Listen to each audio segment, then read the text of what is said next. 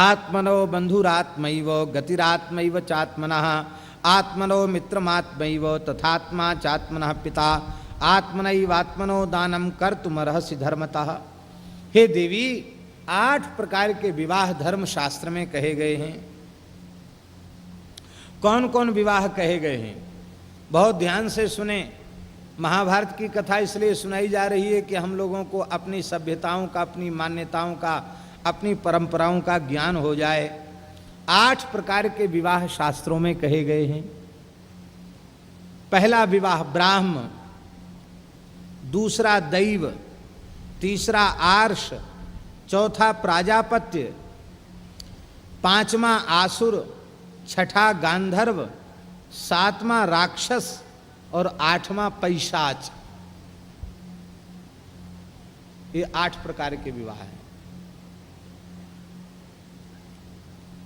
सबसे पहले हम ब्राह्म विवाह की चर्चा कर रहे हैं।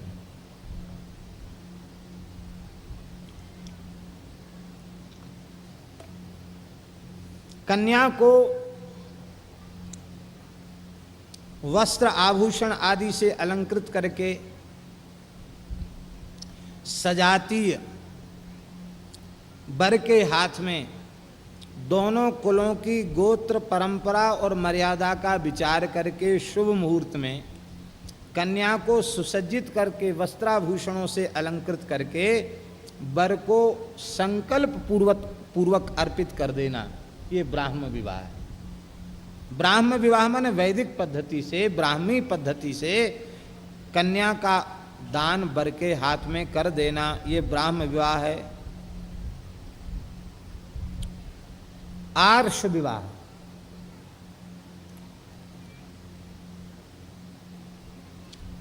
घर पर यज्ञ आदि में ब्राह्मण को, आचार्य को, ऋत्विज को बुलाना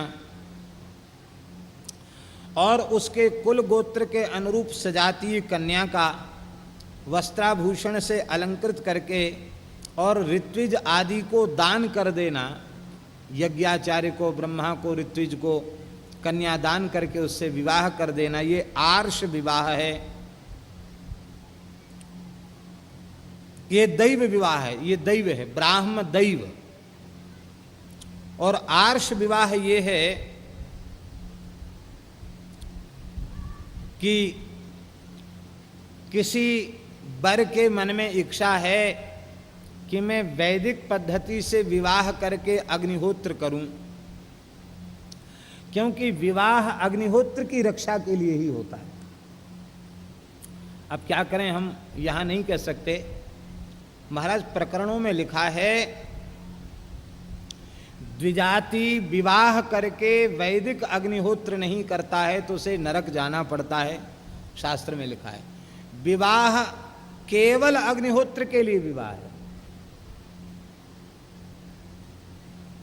इसलिए हमारे भारतवर्ष के एक महान संत पूज्य श्री विंध्येश्वरी प्रसाद जी ब्रह्मचारी, अयोध्या वाले ब्रह्मचारी जी ने केवल वैदिक अग्निहोत्र की रक्षा के लिए उन्होंने विवाह किया था और अग्निहोत्र की रक्षा, उन्होंने अग्निहोत्र की दीक्षा ली।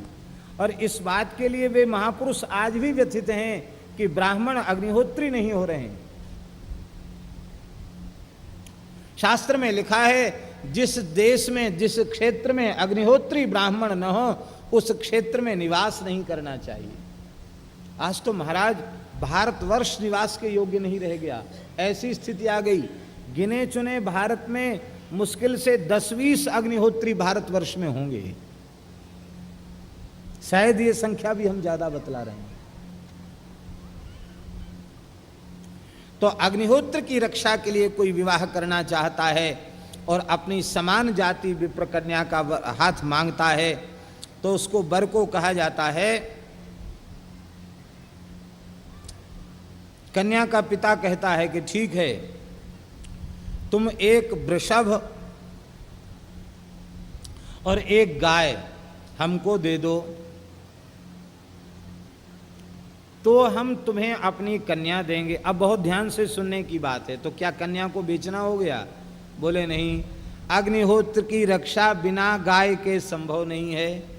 और गाय किस परिस्थिति में देनी चाहिए बहुत ध्यान से सुने। जो 10 गायों का पालन करता है उसे 1 गाय के दान करने का अधिकार है। जिसके पास 10 गाय हों वो 1 गाय का दान कर सकता है।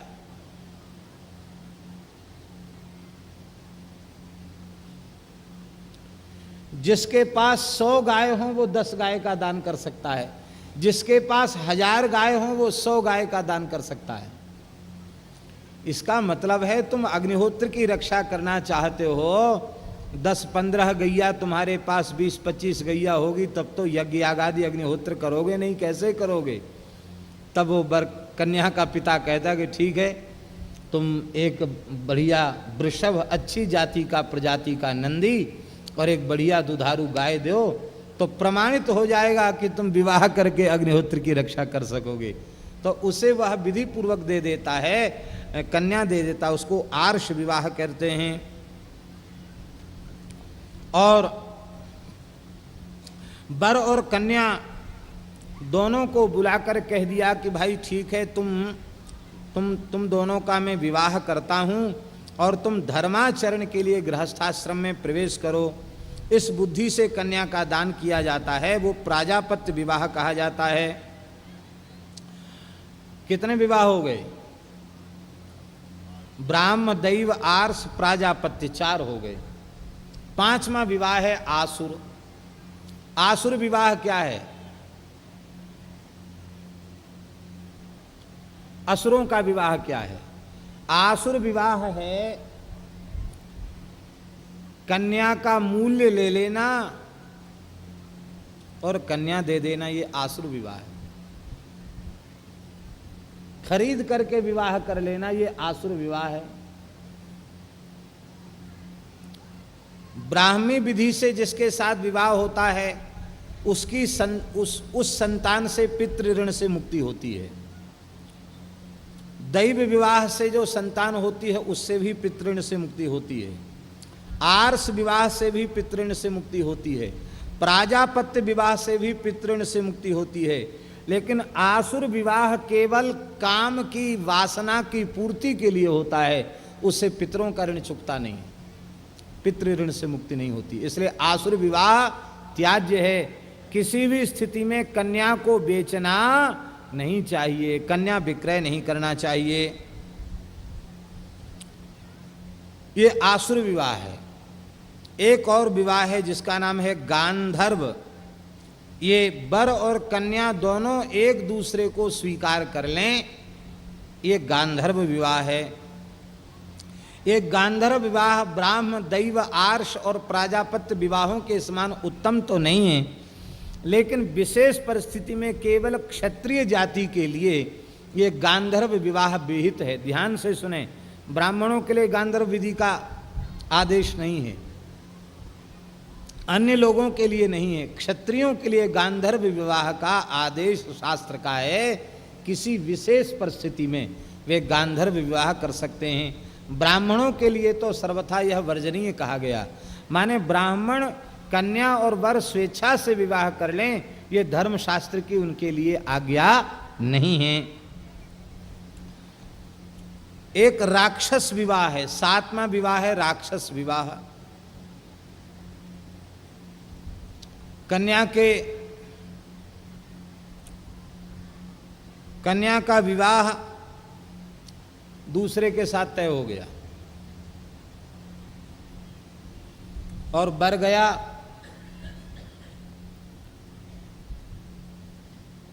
फौज पलटन लेके और मार काट मचा करके तमाम लोगों को खून खच्चर करके रोती चिलखती बिलखती कन्या को पकड़ करके ले आए, अपहरण करके ले आए और बलपूर्वक विवाह कर लिया। इस विवाह को कहा गया राक्षस विवाह। इस विवाह से जो संतान होती वो आसुर विवाह से असुर पैदा होते, राक्षस विवाह से राक्षसी संतान ही पैदा होती है। और अंतिम अति निंदित विवाह है पैशाच। पैशाच माने घर के लोग सो रहे हों या इधर उधर हों और कन्या को लेकर भाग जाना। बेचारे घर के वाले रोते बिलखते, उनको पता ही न चले कन्या कहाँ चलेगी, मरी है भी है कि जिंदी भी है। और बलपूर्वक उससे विवाह कर लेना, इसको कहते पैशाच विवाह।